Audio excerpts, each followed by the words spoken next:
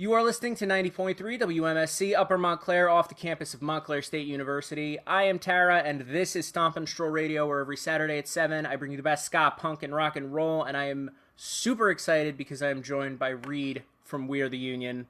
Hello.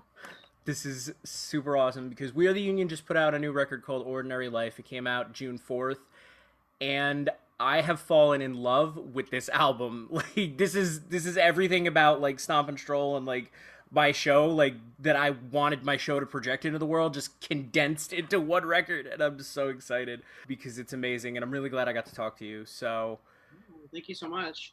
this is a super personal record.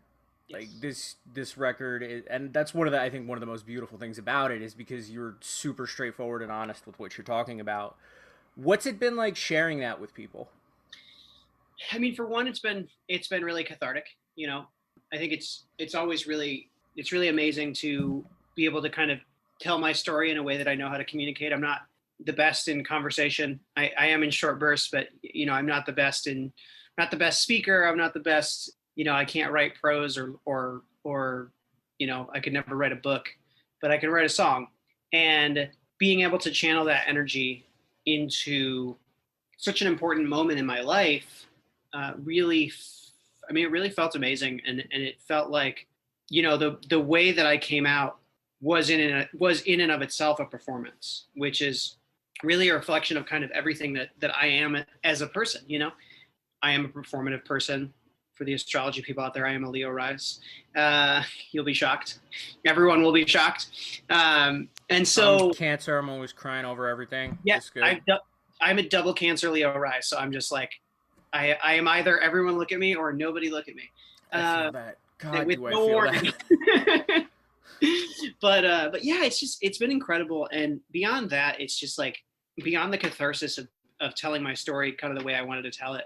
I also have had this amazing experience of, you know, there's been a flood of people messaging either me or the band and telling me like, oh, you know, you telling your story this way helped me feel comfortable coming out to my friends, or, you know, telling my parents that I'm gay, or, you know, whatever their situation may be. And that's like, you know, what I said going into releasing this record was if not a single person listens to it, it's still a success because we made it. And I got to create this piece of art with, you know, 4, 5, 6, I don't know. I don't even know how many people worked on this record, probably 10 of my closest friends, you know, and you lose track after a certain time of like having people come in and play keys. You're like, oh, let's count. I know Esteban was there. I know so-and-so was there. But, you know, being able to like create this record with, you know, 5 of my closest friends and a bunch of other incredibly talented artists and musicians, that in and of itself was an accomplishment enough for me. But I always said, like, if even one person hears this and has a reaction within themselves that either maybe makes them ask themselves a question or gives themselves the confidence to take a next step, whether it is accepting their identity, exploring their identity, coming out to people. Like there was a part of me that was kind of from the start was essentially saying, like, if one person has that reaction, then this has far surpassed my wildest expectations. And we've had a flood of people, you know, coming in and telling us exactly that. And it's just such a wonderful feeling to know that, like, okay, I made this record to help myself, you know, I sang the songs that I needed to hear, but to then have other people tell me, like, that's exactly what I needed to hear to do this next important step in my life, in my journey. I mean, I can't ask for a better feeling. It's literally the best feeling in the world as a songwriter and as an artist. That's powerful stuff. It really is. Powerful stuff, being able to get that back from people. And actually, that's exactly the next thing I wanted to ask you about, because, you know, between yourself, We Are the Union, and Ska2 Network, you guys have like a pretty big social media presence. You deal with a lot of people every day. And I've seen a lot of that. Like a lot of people, you know, adding the band, adding you, just talking about how much this record meant to them, you know, being able to tie their story into it. And that's a really special thing. Like that's amazing that you were able to tap into that. Did you expect that? I definitely didn't expect it. You know, there was a part of me that was like, well, maybe this will inspire some people. I didn't know how, and I certainly didn't have any expectations that it would reach anybody in that way. But I'm so thankful that it did. You know, it was kind of one of those things. It was like I wanted it to happen. I wanted to help people in the way that that art has helped me my whole life, but I certainly didn't expect it. So it was kind of a nice confirmation, a confirmation of like, I'm not alone in this journey. It helps me in that way too. I think that's the beautiful thing about art, right? It's like it connects us all, connects the artist and the listener, and in a really special way.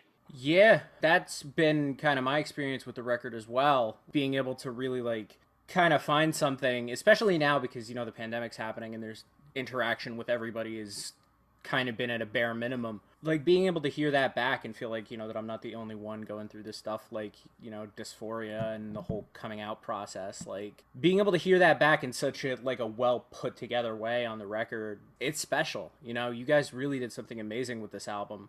I've seen people not compare it, but like, because it's a pretty different sound, but I've seen people talk about it in the same respect as like Transgender Dysphoria Blues. I think it's very much in the same space. I mean, I know you got to talk to Laura Jane Grace, by the way. That's awesome.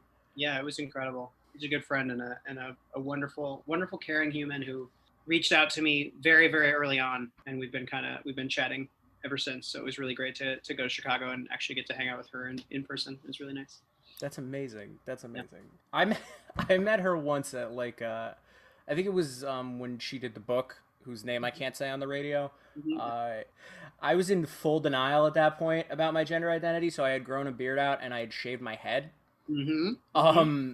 So that my only pictures with like one of my musical idols is me like looking like a really dysphoric egg, like at a bookshop in Philly. With Laura J. Grace, but it was still awesome to get to meet her. But that's amazing. So speaking about the pandemic, right? Like this album had to have been in the works before like this whole situation started, right? Sort of. I started writing a little bit before everything kind of shut down. But the way we actually made it in the middle of the pandemic. What we did was, so I had been working with kind of me and my producer / studio partner, John Graber. He's a wonderfully talented, amazing human being. Literally, I wouldn't be where I am as a songwriter without him. He and I had been doing singles together for We Are the Union and kind of incorporating everybody else when we could, but primarily it was kind of just the two of us writing, and Brent would come in and play drums, and we'd have Jared record trombone at their studio in Gainesville, Florida, and we would kind of consolidate as best we could. But when we decided to do a record, I wanted to make sure that we could get everybody involved. It's fine when it's just a single. It's fine to kind of have it be a hodgepodge lineup of like whoever's around. But for a record, it feels like everybody in the band should be part of the process. Not only in terms of playing on it, but also in terms of being able to collaborate and create. And so we booked an Airbnb in the middle of the desert in Joshua Tree, California. I completely isolated from all society, basically. We rented it out for, at that time, the recommended quarantine period was 2 weeks long. So we rented it out for 2 weeks. We literally met in Joshua Tree, isolated together, basically finished all the creative decisions on the record, tracked all the guitars, bass, and trombone, and then we went our separate ways. So we just had this kind of like isolated moment of like, okay, the world outside, it was nice too, because it was like the world outside us doesn't exist. We went right. to a grocery store, at one point, like it's like that kind of stuff, like you have to live, but it's like for the most part we were completely isolated. We had no contact with other people, A, because of pandemic, but also B, because we were in the middle of nowhere, just like literally the middle of the desert. I mean, the property we were on, you could see other buildings, but like it would have been probably a 30-minute walk to the next building, but it's desert, so you can see them, you just don't realize how far they are. Right. It's that situation. But yeah, we were totally isolated. And then, at night we would go into Joshua Tree National Park and stare up at the stars for a while and then go back to our Airbnb. But yeah, we like completely isolated ourselves from society, basically, which again was partly because of the pandemic, but also as an unintended benefit of that, it allowed us to really, really dig in. I think we reached a new level within the band of kind of collaborating and writing together. I mean, the way we produced that record, Jer, who plays trombone, was writing guitar parts. Brandon, who plays bass, was like, what if the horns did this here? And Jared would be like, yeah. And John and I would be like, yeah, or what if we did this, and we really like collaborated our way through all of the guitars, bass, and trombone at that studio, which is kind of like we basically had the structure of the song. We had, the lyrics, the vocal melodies, the kind of chord structures and generally how the drums were going to go, but they were all programmed at that point. Right. And so you just had like a bare bones like idea of what the song was going to be. So we were making creative decisions from, from all those parts. We were adding synth parts. We were cutting. I mean, because it was MIDI drums at that point, all programmed drums, we were able to like literally cut up songs at certain points. We rearranged entire arrangements of songs. And then we actually had Brent then track drums a week or two later. That was actually one of the last things that we did was drums and then vocals. But yeah, we had this kind of really cool moment together where we were able to really, everybody was really able to contribute to the record in a way that was impactful and meaningful. I think more so than if we had recorded a traditional way. And I think, to be honest, I think that's probably how we'll record from now on, how we'll do records. I think full records will just be like that for us from now on. That's amazing. I had no idea about any of that. That's crazy. I'm assuming like once you got done with that, then like you took that foundation and then started to build on that as like time passed by, like when it came time to like double track stuff and like layer things. But that's so awesome. Yeah, it was really beautiful. That's amazing. And I mean, that kind of cohesion shows. Like the whole record is so locked in and like it feels like everybody's really moving as a unit. So that's really, wow. That's so cool. Yeah. What was the like the videos came later, which was, by the way, was my first introduction to the band, was the Boys Will Be Girls video. And I was like, this makes me happy. Let me tell people about it. And we just started like, was off to the races from there. So what was it like doing the videos after that? Videos were cool. So videos we did actually very close to when they were released. Videos, we filmed those videos. Morbid Obsessions, we basically we all met back up in Southern California, and we did the Morbid Obsessions video. I think we filmed on April 10th or so, and it came out on April 23rd. So like, yeah, we were down to the wire, and we actually didn't even film the Make It Easy video until after the Morbid Obsessions video was already out.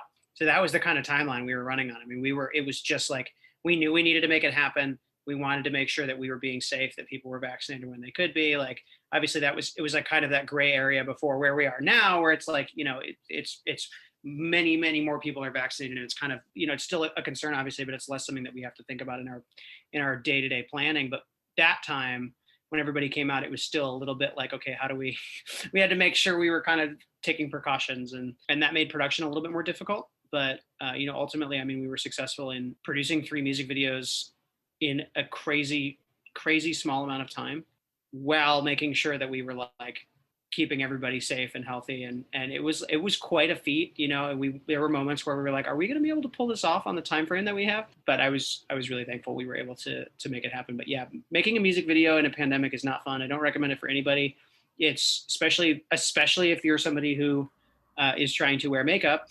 Like having to have a mask on when you're not on camera, all that stuff. Like, it's very, very, very difficult. Everything like just takes ear piercings of any kind. It's it just takes more time. You have to reset your makeup basically before every shot. You have to reset your clothes before every shot. And that's like normal to some extent, but not to this level. It definitely slowed down production quite a bit, and that made it a little bit frustrating at times. But we got through it, and I was so pleased with how everything came out. Chris Grau, the director of all 3 of those videos, actually every music video we've ever done has been directed by Chris Grau. He does an incredible job. He's as much part of the team as anybody else. That's awesome. I, full disclosure, haven't seen the Morbid Obsessions video yet. I've seen the Boys Will Be Girls video and the Make It Easy video, which are amazing.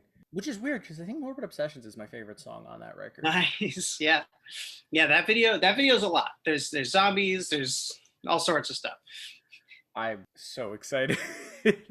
There's a lot though. Like, I don't know. Every song kind of has its own like part of the story. It's hard for me to say like, oh, this is my favorite. Right.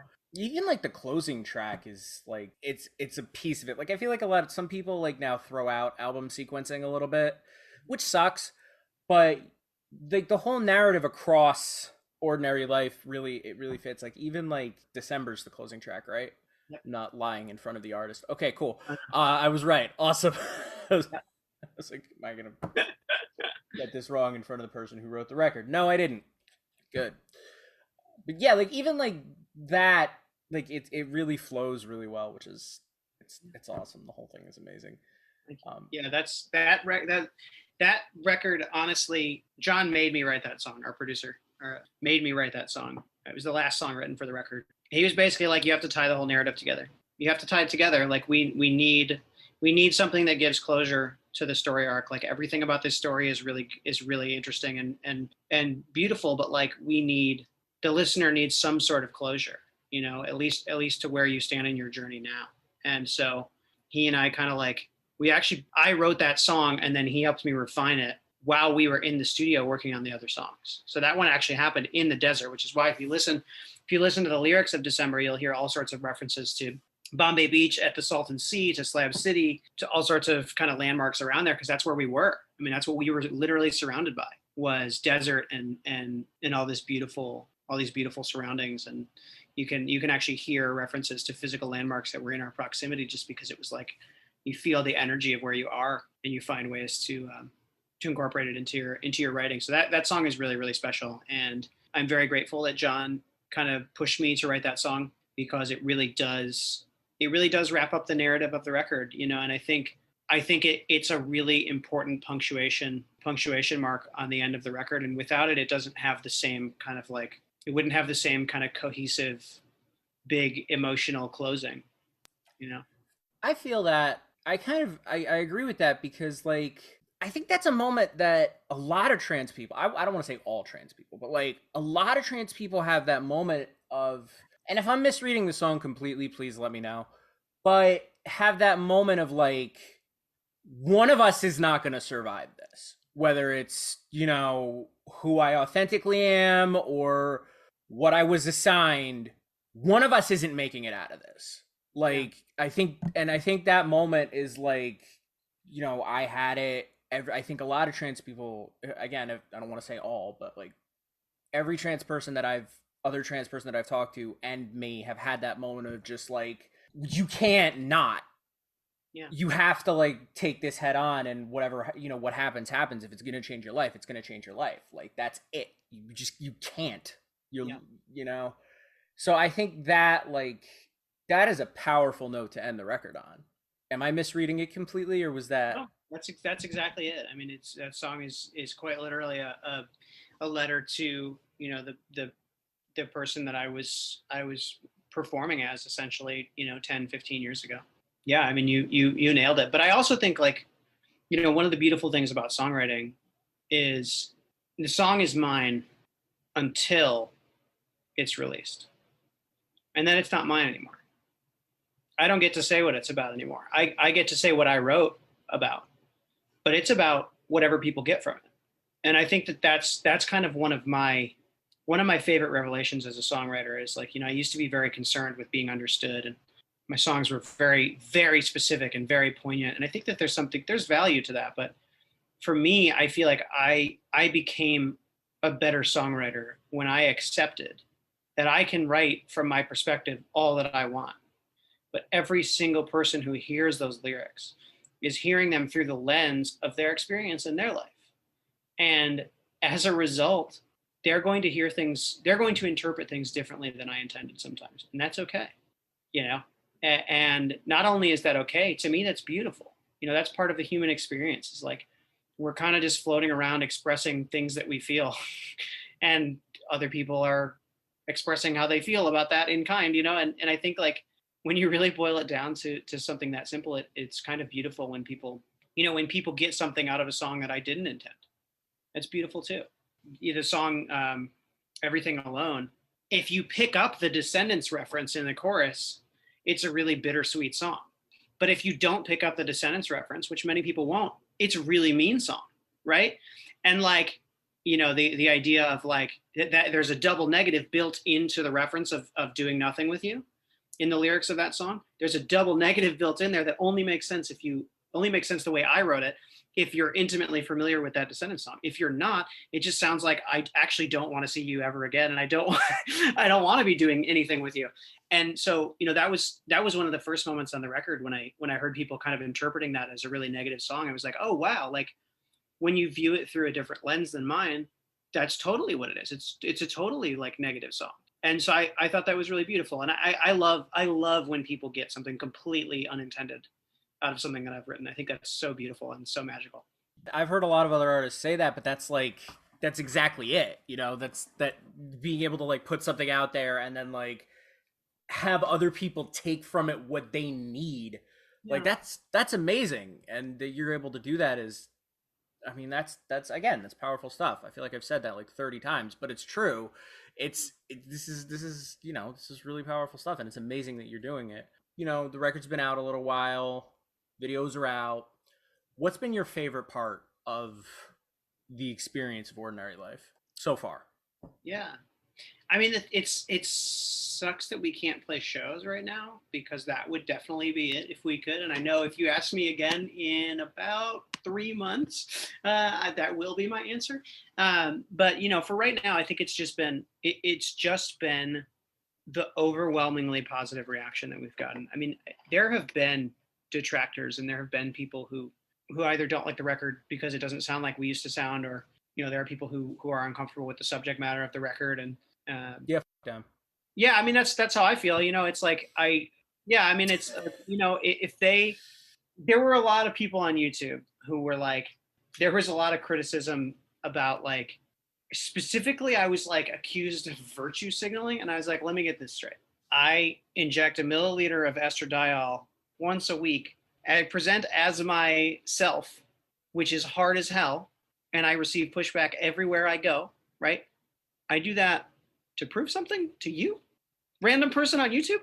Really? No. Is that what you No, think? no, no, no, no, no, no, Because yeah, and then there was somebody else too who was like, I don't know, like I used to really like this band, but this record doesn't have any heart. And I was like, okay, hang on. Huh? The record in which I come out as a trans woman doesn't have any heart? Are you what? And when I really read the comment, it was like, they were upset that we weren't playing Double Time Punk anymore. It's like, okay, well, there's plenty of Double Time Punk bands out there. Like, there's plenty of valid criticism. Just say that. Don't say like, there are valid criticisms of Ordinary Life that I will happily accept. It's not for everybody. I don't need everybody to like it. But there's just sometimes there's like, I can tell that like somebody's upset about something that has nothing to do with what's going on, like the virtue signaling comments and all that stuff. I'm like, yeah, just say you don't like trans people and move on. You know what I mean? Right. Like you don't need to like dissect your opinion. Like it's all rooted in I'm uncomfortable with trans people. Yeah. Or like being made to actually think about this instead of just like writing them off as whatever. Like, it's funny, I can't let it like bother me because it's just like it's there. I know that those people are a vocal minority, and it is really the minority. The best part about this record has just been the overwhelming positivity from everyone. I've had opportunities since the record came out to meet some of my heroes and to work with some of my heroes, and to like there is so much more. There's so much more coming that we're just getting started with as a result of releasing this record this way. And that to me has been the best part of the experience, is just like feeling so supported in a way that I never really knew that I would experience, to have just overwhelming support. I mean, bands that I toured with 10 years ago and hadn't heard from reached out and were like, hey, support you, love you. I'm like, I haven't talked to you in 10 years. That's amazing. Thank you. Like, wow. Like, just like that kind of stuff where it's like, hearing from people that, left an important mark on your life, and you're like, you just assume that they don't think about you ever, hearing from those people in a supportive way was really incredible. that's completely true. And I feel like those, there are going to be those people that like, that will break themselves off and just like bitter themselves into oblivion. But like, I feel that space gets filled in triplicate by like people that find you through the record, people that feel something from the record and like come to know you through this album and like the experience. So this is the last question. It's tricky because it's been tricky since like March of 2020, but what's next for We Are the Union? What's next for you? I would love to be like, where are you playing? Yeah. But So, well, we do have some shows lined up, which is wonderful. We have a tour with the Slackers that's already announced in December. Nice. Will be the Slackers camp has been so supportive and so kind to us and so wonderful to us, and we're so excited to get on the road with them. So we're doing 5 or 6 shows in California, up and down the California coast with them.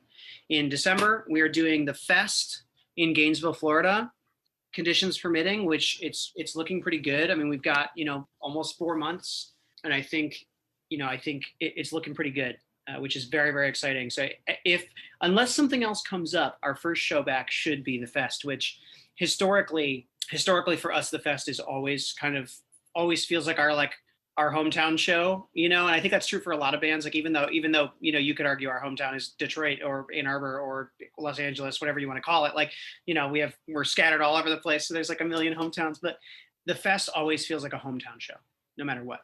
And I'm so excited that it looks like that's going to be kind of our first show back, because it's going to be incredible. I mean, there's no way that doesn't turn into an absolutely magical night. So there's that. We're already booking up 2022. That's what we're looking at right now. We don't have anything on the docket for summer or fall, but pretty much aside from the fest. But once December rolls around, we're going to be heavy hitting. And in the meantime, I'm very lucky that I have access to a recording studio with my studio partner, who is also my producer. And so we're already writing new material. We're already writing new stuff. We hit the singles game really hard last year, and I think we're probably going to jump back into that pretty soon here and just start. It's 2021. The idea of releasing an album and touring on it for 2 years and releasing an album and touring on it for 2 years, that's gone. And so while we have access to this incredible recording studio, and while I have this incredible studio partner who I love writing with and I love working with, we're going to jump back in and start making some more music. And who knows whether it'll be singles, an EP, covers, who knows? We're just kind of having fun with it. And that's the fun about having like a serious release, is now we can kind of mess around a little bit and do what we want, do some fun covers, some fun singles and stuff like that. So yeah, shows in the winter and spring. And in the meantime, we'll be writing and coming up with new stuff. There is a PS question that I was holding off on. Mm-hmm. If the Ska2 Network is the CEO of ska, I want like a branch manager position. I've been holding this show down for like 5 years. I want some I want a little plaque on the desk, like I feel like I want to be a part of the larger organization. Yeah. I want to hit them up and be like, hey, and then just say exactly what I just said. Do it. You deserve it. You have my endurance. Reade, thank you so much for sitting down with us. I appreciate it. Ordinary Life just dropped by We Are the Union. It's amazing. That's a no skip album, and if you disagree with that, you could come see me about it. So I've been Tara. This has been Stomp and Stroll Radio. Thank you so much for tuning in. Thank you.